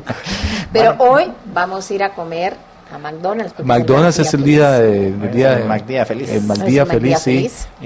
Muy buena campaña. Y Yo vamos- siempre felicito a la familia Cofiño por ese parte tan Bueno, pues muchas especial. gracias, Quique, y seguimos Ajá. en contacto. Gracias a Solo ustedes por quiero- el tiempo, sí. Solo quiero agregar una noticia de última hora. Dice el periódico El País que la ONU exige a los gobiernos un volantazo para combatir la crisis climática.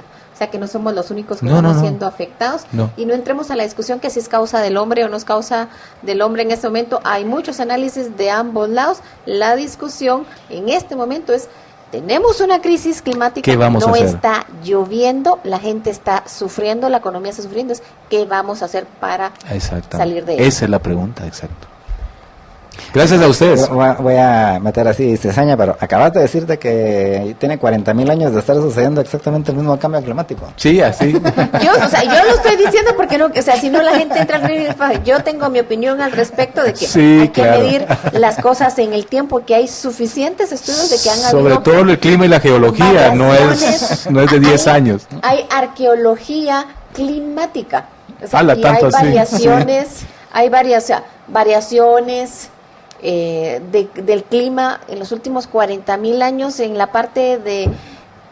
Mi ejemplo favorito es, miren, ustedes saben que Groenlandia en algún momento no estuvo congelada y Eric el Rojo en el año 1000, o sea, hace 1000 años, tenía sus granjas y sus cultivos ahí y tuvieron que dejarlos ahí como por 1200, 1300 Porque se llenó de congeló nieve. Sí, claro. y tuvieron que abandonar Así esa es. parte de De Groenlandia Canadá. que le decían Vineyard y que también había una parte en Canadá que también ahora está congelada y en su momento no estaba congelada. Así es. De hecho el nombre en español le decimos Groenlandia, pero en inglés es Greenland, que es Que era tierra verde. Tierra verde, claro. Era una tierra muy próspera. Y no era así metafórico. Blanco. No era blanco. No, pero es eso, la edad geológica o la edad de cualquier fenómeno de esa naturaleza son 100 millones de años. Es decir, nada antes o después de eso puede uno evaluarlo. Son procesos muy largos, de muy largo plazo. Y posiblemente nosotros estamos en medio de un pequeño suspiro de ese proceso. Así ¿Verdad? es. Bueno, muchas gracias. Muchas gracias a ustedes por el tiempo. Aquí les Vamos a dejo la una información. Pausa y regresamos con ustedes en unos minutos. Aquí les dejo.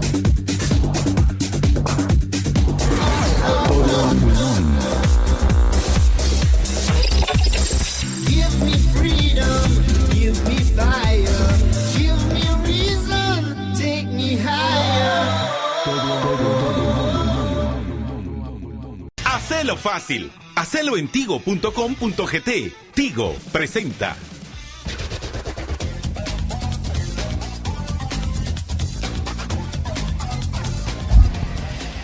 Bueno, y en la nota tecnológica de hoy, pues les voy a hablar un poco con relación a un producto que lanzó hoy Facebook, que se llama Portal TV. Portal TV se llama. Y básicamente es una camarita, bueno, es una camarota, que se puede poner abajo de la tele o encima de la tele, el televisor que usted utilice, ya sea en su cuarto, en su cocina, en el comedor o en la sala. Y esta es una cámara que funciona en conjunto con el televisor y sirve para hacer videoconferencias con sus conocidos, o sea, para efectos prácticos es un equipo de videoconferencias muy barato porque es con las nuevas tecnologías, pero adicionalmente es muy poderoso. aunque se ve una cámara sencillita, resulta que es una cámara que tiene inteligencia artificial, tiene zoom automático y de hecho ella solita se enfoca en las personas, tiene reconocimiento de caras también, y se enfoca en las personas y entonces va moviendo el objetivo de la cámara y haciéndole zoom in y zoom out dependiendo de cómo se vaya uno moviendo. O sea, puede estar uno caminando ahí en la sala, en el comedor, y esta cámara trata de mantenerlo siempre uno enfocado para estar conversando con la otra persona, y pues puede usar cualquier televisor que tenga entrada HDMI o cualquier monitor que tenga entrada HDMI, con lo cual básicamente se convierte en un equipo de videoconferencias muy barato porque no tienen que comprar la pantalla porque ya la tienen, ¿no? Y entonces esta es la forma de introducirlo de Facebook. Ellos ya habían empezado con otra línea que siempre así Portal le pusieron, pero que es básicamente de aparatos completos incluyendo la pantalla. En este caso sacaron que es una de las versiones más baratas que tienen, precisamente porque no tiene la pantalla, sino que utiliza la que usted tiene, y como podrá ver en el video, pues tiene muchas características ahí de esas de realidad aumentada, de lo que puede hacer y si ustedes ven ese movimiento que hace en los videos que están presentando, esos movimientos que hace de acercar el zoom y alejar el zoom y mover el objetivo de la cámara, es precisamente, lo hace automáticamente, eso ya viene incluido dentro del hardware del aparato. Entonces este es el Portal TV que presentó hoy Facebook, y por cierto, viéndolo así en el gran esquema, resulta que es la apuesta de Facebook para saltearse a Google con su Google Assistant, y a Apple con su Apple Siri, y a Amazon con su Amazon Alexa. Y aunque por cierto incluye también el Alexa, pero básicamente es la forma como ellos están planteando de cómo lograr ingresar a las casas de las personas, ya que todos los demás lo están haciendo. ¿Por qué no yo? Dijeron los de Facebook, y esta es su apuesta, el Portal TV, que hoy lo lanzaron en Estados Unidos y vale $149. Y esta es la nota tecnológica que llega a ustedes gracias al patrocinio de Tigo. Hacelo fácil. Hacelo en tigo.com.gt. Tigo presentó. Libertópolis presenta El Patio de Atrás con Renday y Jorge Jacobs.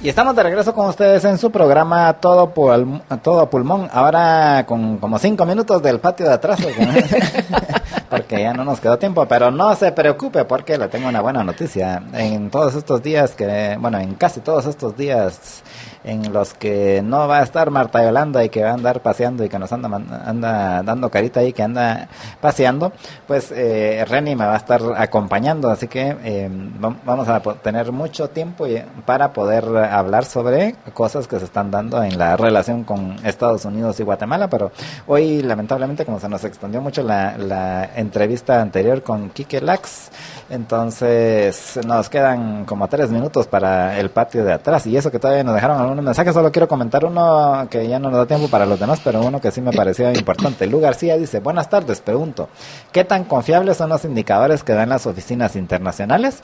Pues son tan confiables como los que dan las oficinas nacionales, porque todos estos organismos internacionales generalmente lo que hacen es que utilizan los datos de las oficinas nacionales. Por ejemplo, si va a ver todo lo del Fondo Monetario Internacional y del BID y todos esos, con algunas raras excepciones de algunos estudios que sí hacen ellos, la mayor parte son cifras del Banco de Guatemala, son cifras del Instituto Nacional de Estadística.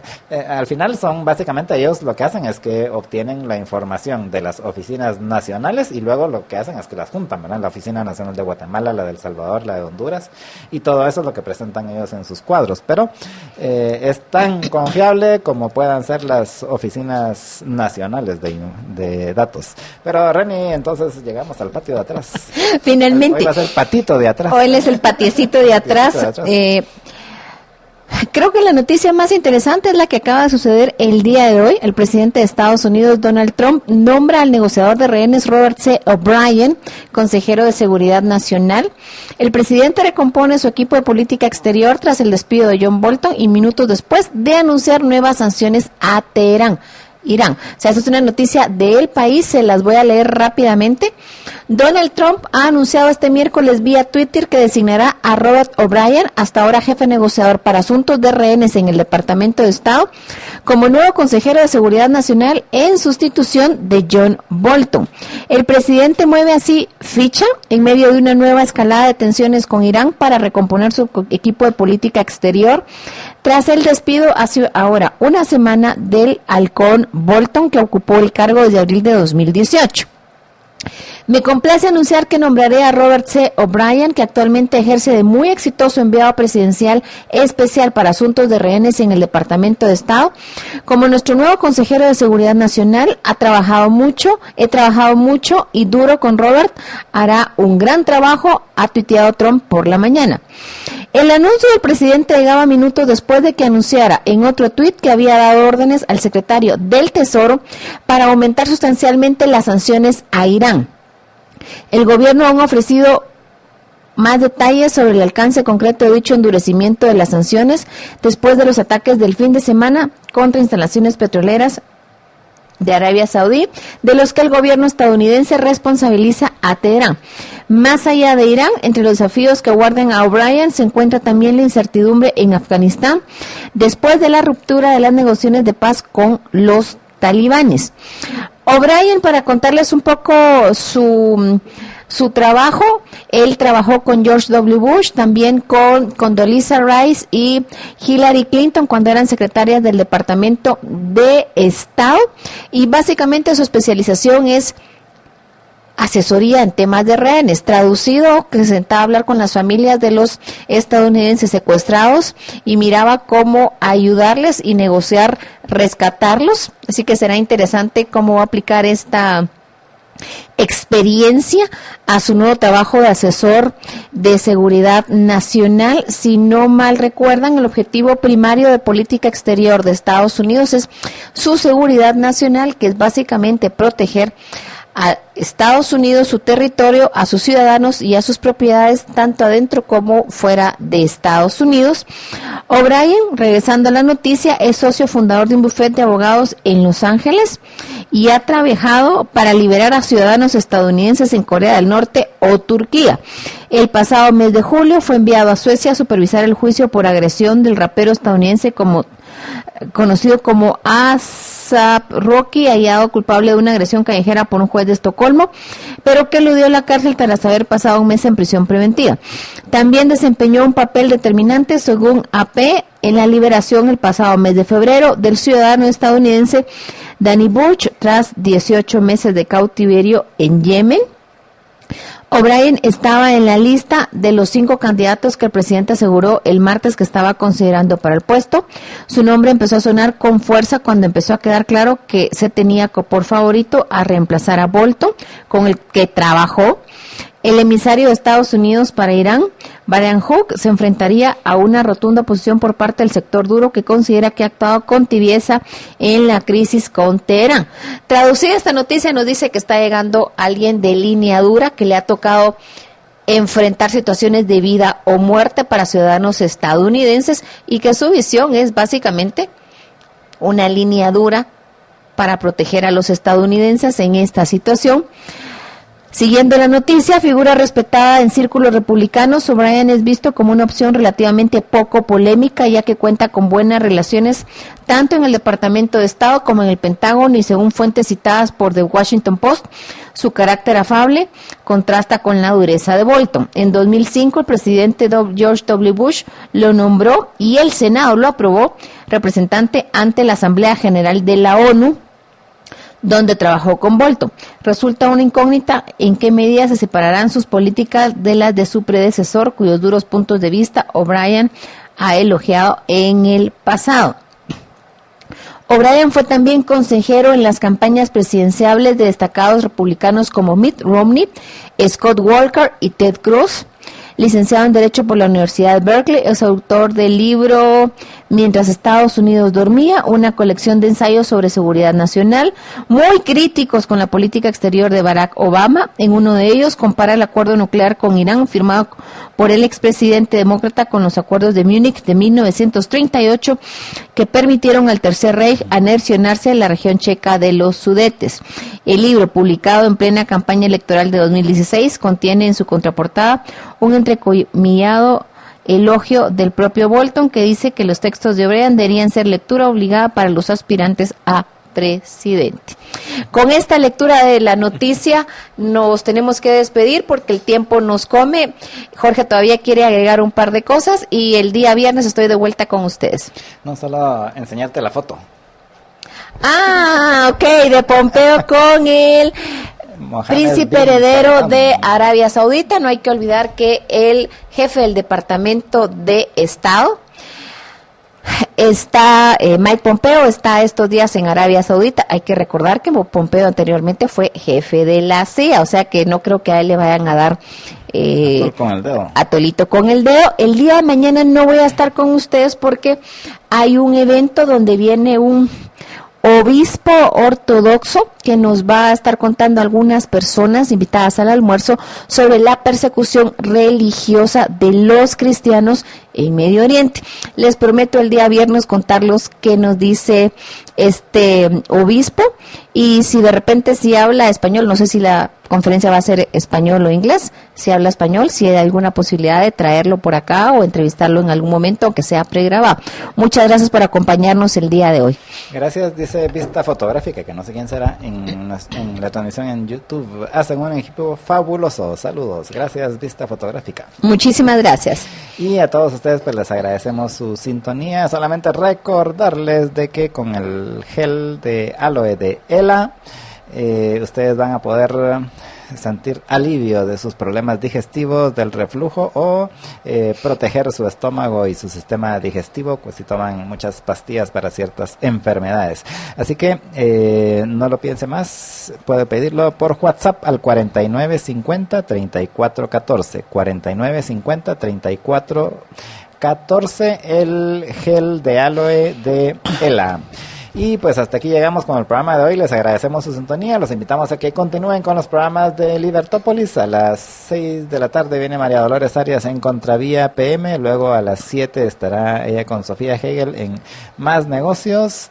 Mañana a las 6 de la mañana estarán Estuardo Zapeta y María Dolores en Contravía AM. Y en todo pulmón pues nos volvemos a escuchar mañana al mediodía. Y mientras tanto pues pasen una muy feliz tarde. Y se recuerda que a las 4 de la tarde vamos a estar con Reni allá en el McDonald's de la zona 9, en la 7ª avenida y 14 calle de la zona 9. Vamos a estar ahí atendiéndolos hoy en el MacDía Feliz de 4 a 5 de la tarde. Así que nos vemos por allá. Y por favor recuerden de comer al menos un Big Mac el día de hoy, porque es el día del MacDía Feliz. Y las ganancias de este día van para ayudar a los niños y los hogares de Ronald McDonald's, entre algunas de las instituciones que reciben ayuda de sus aportes el día de hoy. Pasen una feliz tarde, nos escuchamos mañana.